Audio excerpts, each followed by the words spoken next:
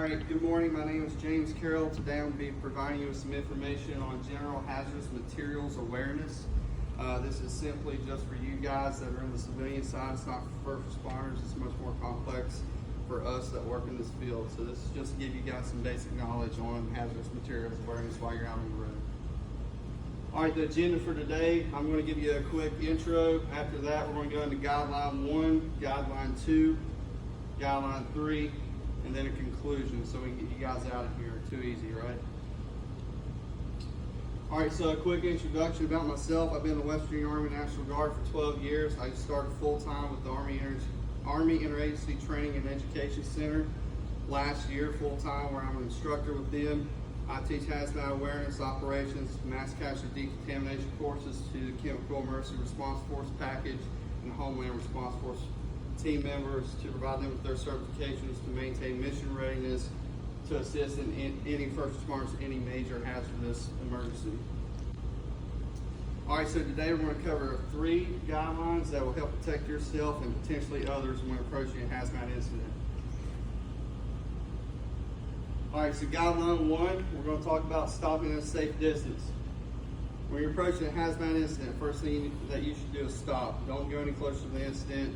There may be people that you see that need help, but if you go closer to that incident, you're going to be down with them. So to provide the best service to yourself and them, you can put yourself at a safe distance and observe what you're seeing and report to 911.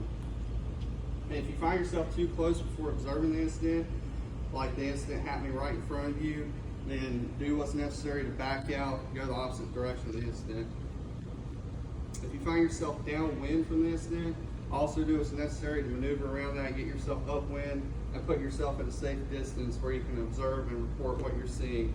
The reason for that is if you're downwind in that incident, it can carry contaminants to you to where you'll be exposed to them.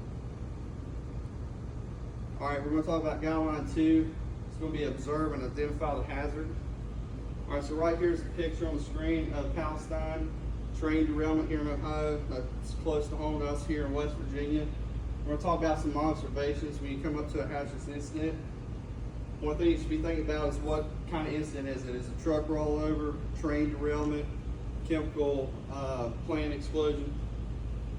What does the hazardous container look like? What's the physical characteristics of it? Is there discoloration? Is it round? Just specifically the physical characteristics. What kind of markings do you see on the container? Do you see colored placards on the sides of it? Does it have numbers? Are there specific words or letters that you can provide to 911 to help identify what's inside of it? Where is it located? As with anything else, 911 is going to be asking you where you're at, so you're going to tell them you need to know where you're at and provide that information to them as well. And do you see anything coming out of the containers? Are there any liquids coming out of the containers? Is there smoke? Is there vapors in the air? Anything at all? Is it on fire? Things like that. Alright, next we're going to talk about identifying the hazard. First, if you have an opportunity to obtain the 2020 Emergency Response Guidebook or download the ERG app on your phone. That's the picture on the screen of what the guidebook looks like. That's the current one that we use. And the screen on your phone in the app section, the front of it looks like the book as well. If you have just one or two of those, that'll help you be able to identify the hazard as quick as possible. All transport containers, whether roadway or railway, will contain color-coded placards with ID numbers and words on them.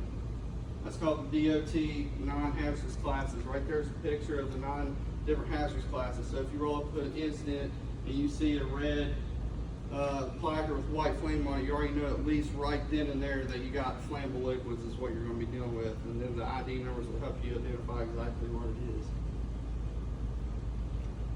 Alright, identify the hazard continuum. Here in this picture you'll see a rollover. You can see it, there's liquid on the ground on the left side and liquid coming out of the tank on the far back right. Also on that container it's got an oval shape. You can see the placards on the side and back. It's the red with the white flame, so it already tells you that you're dealing with flammable liquid, and the ID numbers on there as well, so you can find it in your ERG book. So using all those observations you can use to find it in your ERG book to give you further guidance. Once you locate the hazard in the book, it will tell you the hazard capabilities. It'll also give you guidelines on pertaining to evacuation distance, health hazards, first aid, and cleanup procedures. Everything about that hazard will be in your book or in the app. Guideline 3 is report to local 911. So upon approaching the hazmat incident, you're going to be calling 911, and while you're on the phone with them, you're going to be providing them with all the observations on everything that we just talked about while you're at a safe distance uphill and upwind of the incident. The more information that you provide to 911 will provide a safer and faster response for first responder personnel to help you in that situation and others around you. And reporting accurate information to 911 will be the difference in preventing further casualties and saving more lives. So make sure that you're reporting everything you see accurate. The more information, the better.